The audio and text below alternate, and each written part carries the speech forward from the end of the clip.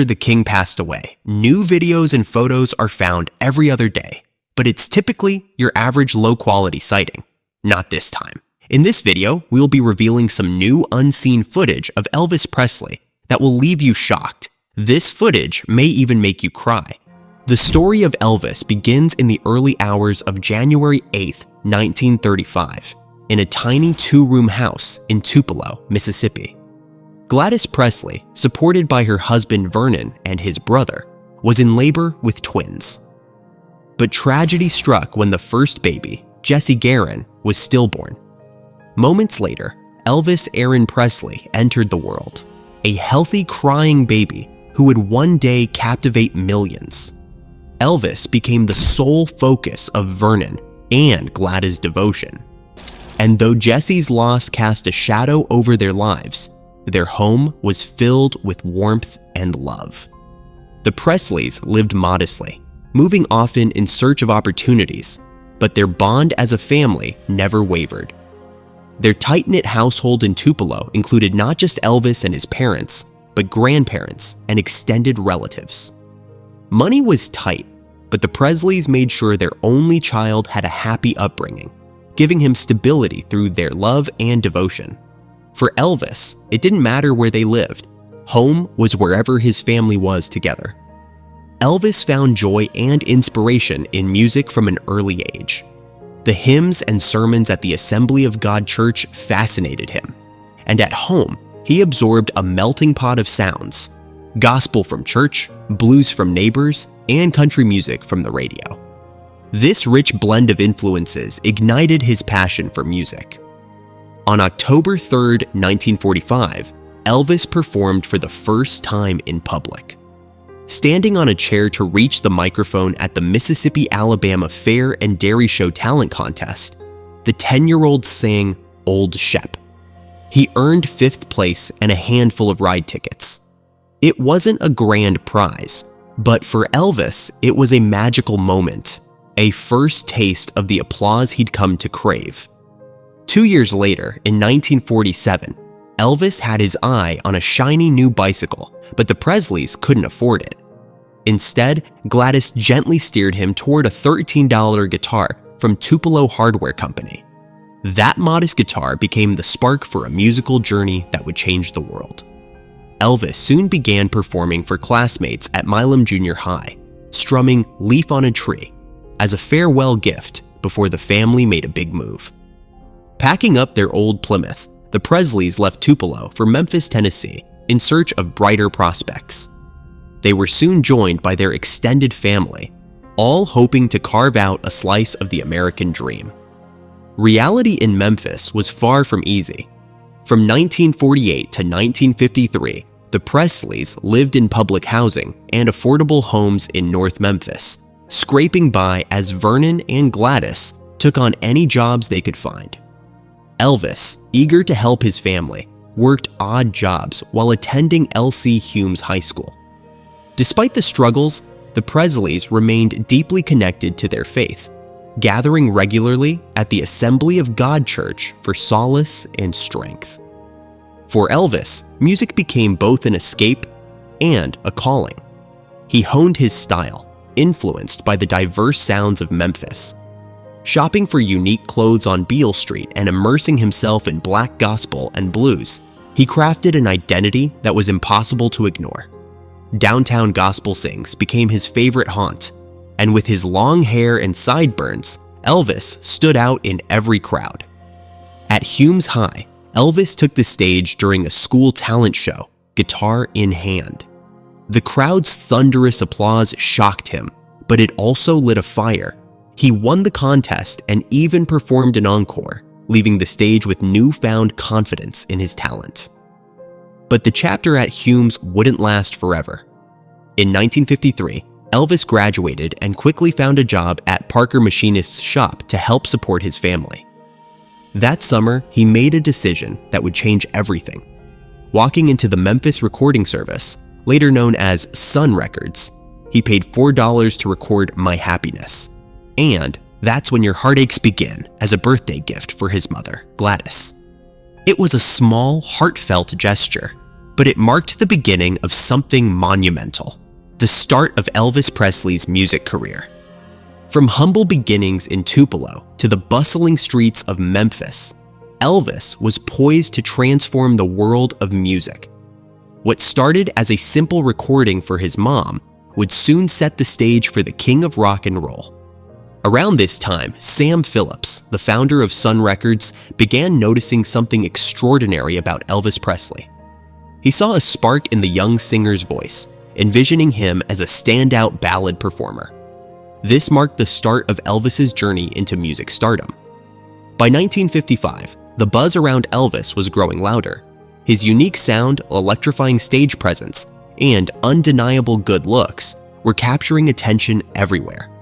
His hip-swaying moves became the talk of the town, thrilling some and scandalizing others.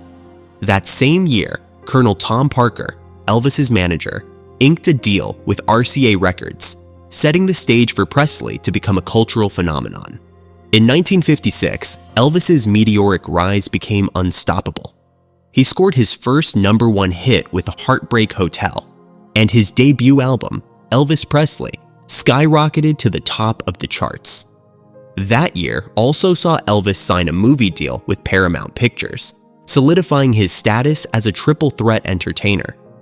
Not everyone was thrilled with his bold dance moves. Some critics called them too suggestive, but audiences were enthralled. His television debut on The Stage Show, produced by Jackie Gleason and featuring the Dorsey brothers, introduced Elvis to the nation. Over 6 appearances, he captivated viewers, with Heartbreak Hotel ruling the airwaves. During this whirlwind year, Elvis hit another milestone with his final Sun Records single, I Forgot to Remember to Forget, paired with a Mystery Train. The track soared to #1 on the country charts, marking a pivotal breakthrough in his career. Shortly after, RCA released Elvis Presley, a full-length album that dominated the pop charts for 10 consecutive weeks. The record became Elvis's first to surpass $1 million in sales, earning him a coveted Gold Album Award. Just days after the album's release, Elvis headed to Hollywood for a screen test at Paramount Studios. He spent 2 days acting, lip-syncing to the Blue Suede Shoes, and performing a scene from The Rainmaker. Meanwhile, his packed schedule included a groundbreaking performance aboard the USS Hancock during a live broadcast of the Milton Berle Show. Soon after, Elvis signed a movie deal with Hal Wallace and Paramount Pictures, locking in 1 film with an option for 6 more. In April and May of 1956, Elvis performed at the New Frontier Hotel in Las Vegas. For once, his magic didn't land. The crowd of adult gamblers was less enthusiastic than his younger fans. Still, Heartbreak Hotel and his debut album held strong at #1 on the Billboard pop charts. On the road, Elvis's performances sent fans into a frenzy, often forcing shows to end early when crowds stormed the stage. June brought Elvis back to the Milton Berle Show, this time in a studio setting with the Jordanaires, Scotty Moore, Bill Black, and DJ Fontana backing him. His playful rendition of the Hound Dog, complete with provocative dance moves, thrilled young fans while shocking critics. The backlash only amplified his fame, making the performance one of his most talked about moments. Elvis's bold style drew sharp criticism from conservative and religious groups, but his youthful audience couldn't get enough.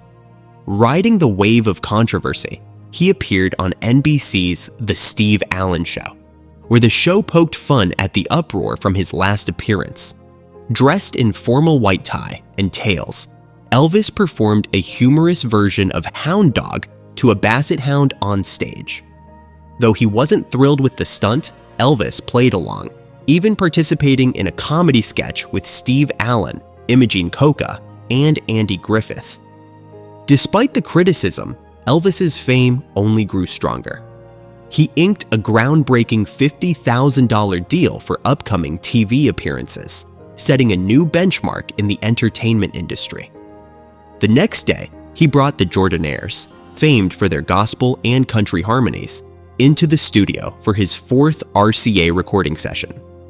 The group became a permanent part of Elvis's act, touring with him and appearing in many of his films through the late 1960s. In August 1956, Elvis began shooting his first movie, originally titled The Reno Brothers. To capitalize on the popularity of his hit single, the film's title was changed to Love Me Tender.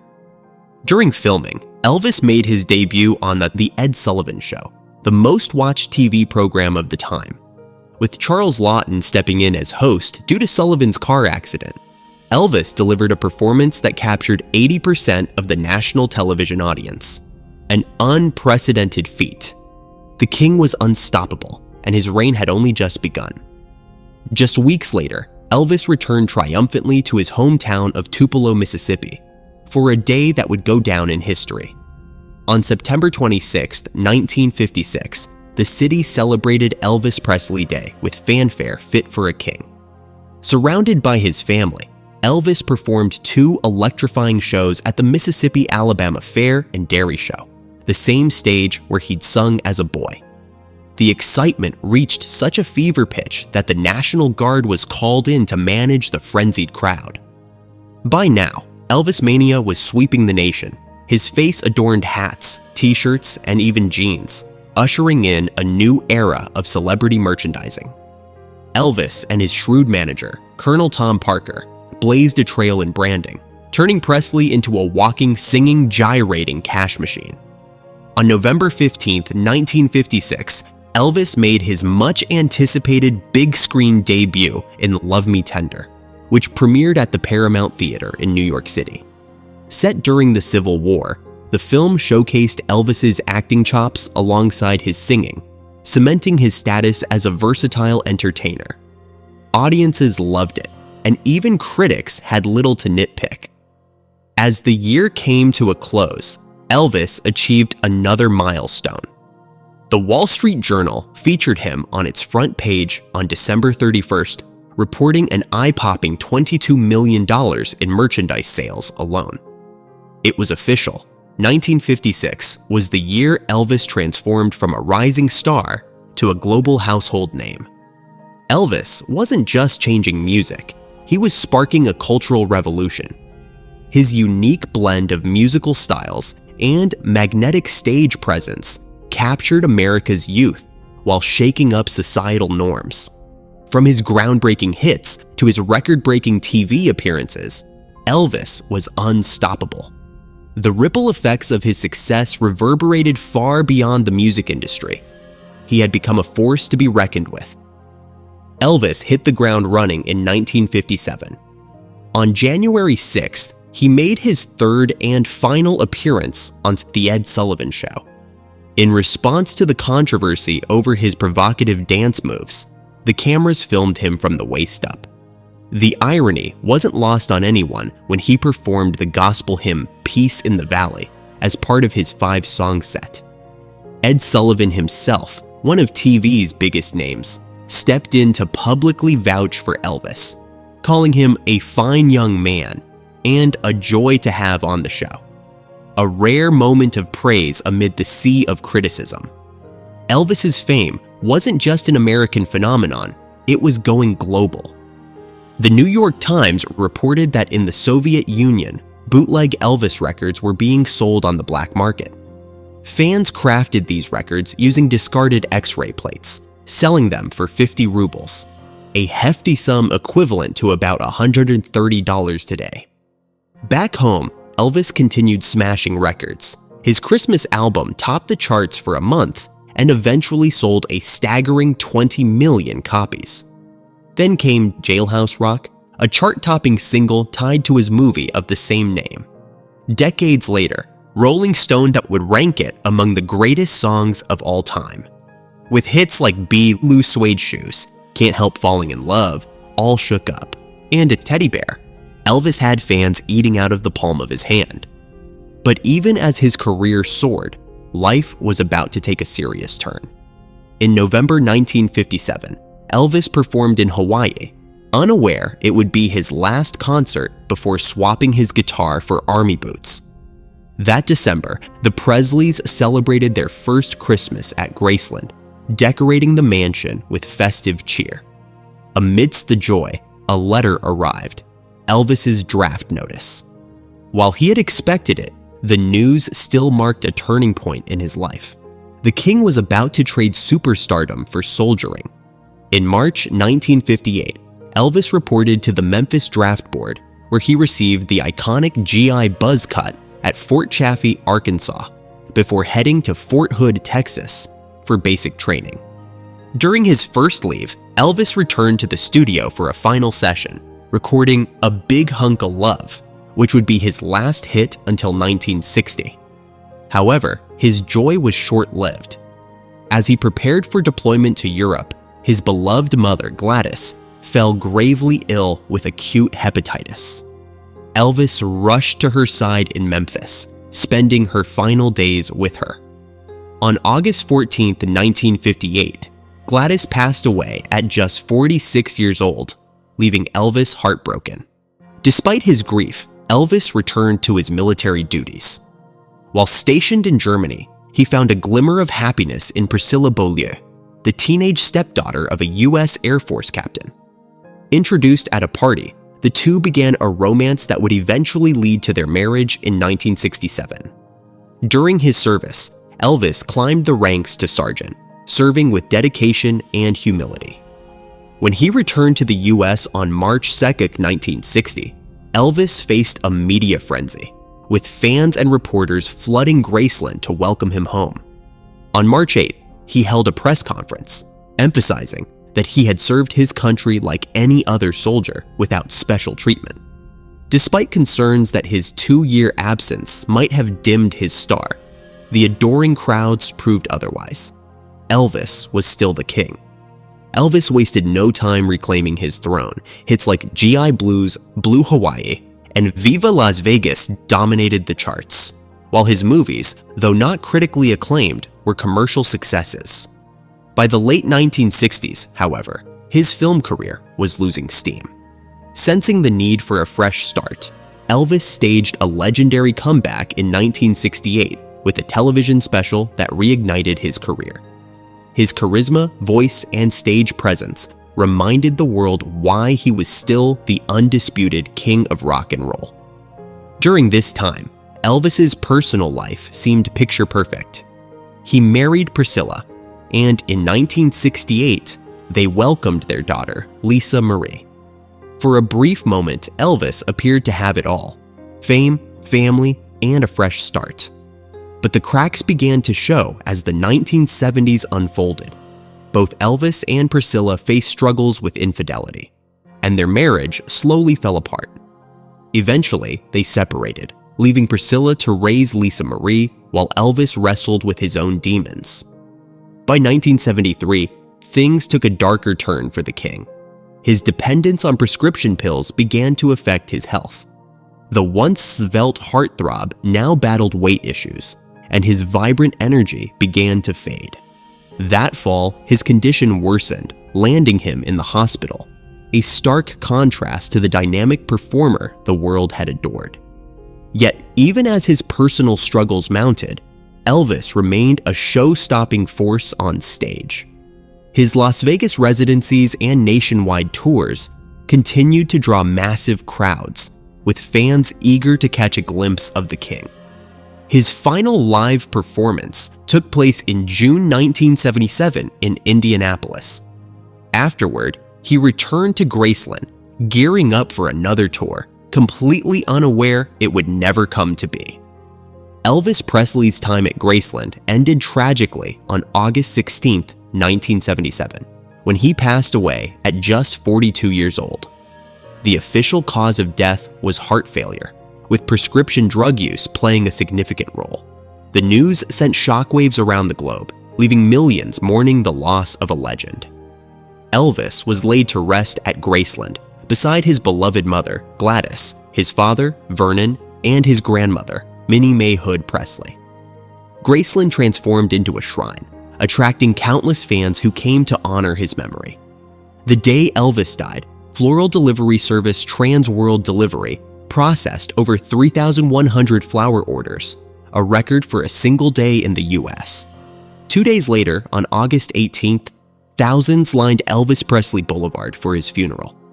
Fans held signs, flowers, and cherished mementos as a white Cadillac hearse carried his rose-covered casket, a poignant symbol of the deep love and admiration his fans felt. A private service at Graceland, attended by around 200 family members and close friends, included Hollywood stars like John Wayne, Burt Reynolds, and Margaret and Caroline Kennedy, all paying their respects to the man who had reshaped entertainment forever. Though the funeral was somber, Elvis's passing sparked ongoing fascination and speculation. Even in death, his life remained shrouded in intrigue, ensuring his legacy continued to captivate fans worldwide. Elvis Presley's sudden death was shocking enough, but the story took an even stranger turn just 9 days after his burial. A failed grave robbery attempt added a layer of mystery to the king's already enigmatic legacy. Late one night, 3 men, Raymond Green, Eugene Nelson, and Ronnie Atkins, were spotted behaving suspiciously near Elvis's mausoleum. Their bizarre plan reportedly involved using dynamite to break into the tomb, though they hadn't brought enough to succeed. Alerted by a cemetery worker, police quickly apprehended the poorly prepared trio and confiscated a small amount of explosives. Ronnie Atkins later turned informant, pointing fingers at his accomplices, but his credibility crumbled after his arrest for fraud. The charges against the group were eventually dropped. Years later, Atkins offered a wild twist, claiming the robbery was staged.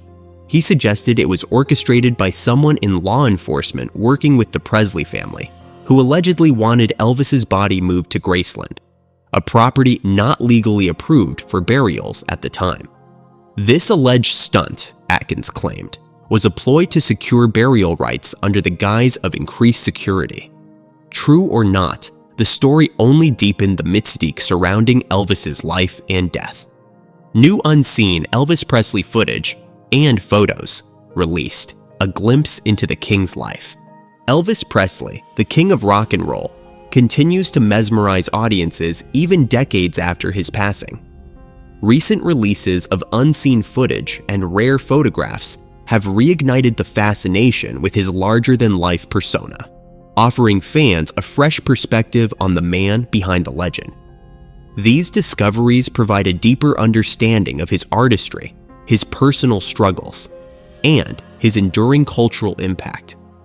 One of the most exciting developments comes from the return of the king, The Fall and Rise of Elvis Presley, a Netflix documentary released in November 2024. The documentary features rare recordings of Elvis reflecting on his frustrations with Hollywood's portrayal of him. These candid moments showcase a vulnerable side of Elvis, as he expresses the emotional toll of being confined to the image of a product rather than the creative artist he longed to be. For fans, these revelations add layers of complexity to his story, transforming the myth into a relatable human journey. Adding to the treasure trove, Linda Thompson, Elvis's former girlfriend, recently shared personal footage from 1976. The video shows a relaxed and jovial Elvis boarding his private jet, the Lisa Marie, offering an intimate snapshot of his life just a year before his untimely death. Such moments remind fans of the charisma and warmth that defined Elvis not just as an entertainer, but as a person cherished by those close to him. The release of unseen concert footage has also been a major highlight. Restored 8mm films from Elvis's iconic 1972 Madison Square Garden performances and his final concerts in 1977 provide a front-row seat to his dynamic stage presence. These visuals capture the raw energy and unparalleled showmanship that cemented his status as a cultural icon. Fans can now relive the electricity of these legendary performances, complete with Elvis donning his iconic jumpsuits and delivering hits that still resonate today. Photographs from his early career have also surfaced, showcasing a young and ambitious Elvis on the brink of superstardom. Images from recording sessions, candid backstage moments, and fan interactions paint a picture of a man deeply passionate about his craft. These visuals highlight the raw talent and charisma that propelled Elvis from a humble beginning in Tupelo, Mississippi, to global stardom. The ongoing fascination with Elvis Presley lies in his unique ability to connect with audiences across generations. These new releases, whether footage or photographs, serve as a reminder of the depth of his artistry and the humanity beneath his larger-than-life persona. For longtime fans, they offer a nostalgic journey into the past, while for new audiences, they provide an opportunity to discover why Elvis remains the undisputed king of rock and roll. As these unseen materials continue to emerge, they solidify Elvis's legacy as more than just a music icon. They preserve his story as one of creativity, resilience, and profound cultural influence, a story that continues to unfold with each new discovery. Whether through candid moments, electrifying performances, or personal reflections, Elvis Presley's legend lives on, proving that the king's reign is far from over. Further intrigue came in 2005, when Priscilla Presley seemingly slipped up during an interview with Oprah Winfrey, speaking of Elvis in the present tense before quickly correcting herself. Similarly, Lisa Marie Presley dodged a question in a 2003 interview with Larry King about feeling a spiritual connection to her father, fueling speculation about her carefully chosen words. Whether rooted in belief or fueled by a refusal to let go, these theories have kept Elvis's legacy alive in mysterious and puzzling ways. More Elvis sightings after death. As soon as Elvis was laid to rest, rumors began swirling that he had faked his own death to escape the pressures of fame. Alleged sightings popped up across North America, with each story adding to the mythology of the king.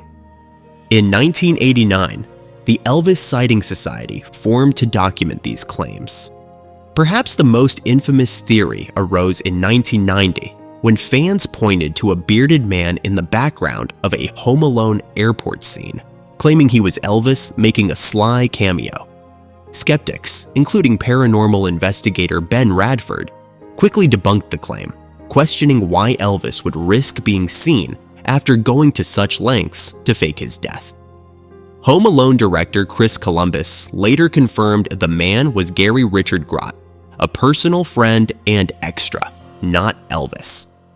In 1988, a Nashville radio station added fuel to the fire by offering a $1 million reward to anyone who could bring Elvis in for a live interview. The stunt inspired a quirky 1990 video game, less manly, In Search for the King, where players embarked on a virtual hunt to find Elvis and claim the reward. Whether Elvis staged his disappearance or truly rests at Graceland, the endless speculation has only amplified his mystique. Decades later, the king's legacy and the mystery surrounding his life continue to mesmerize fans around the world.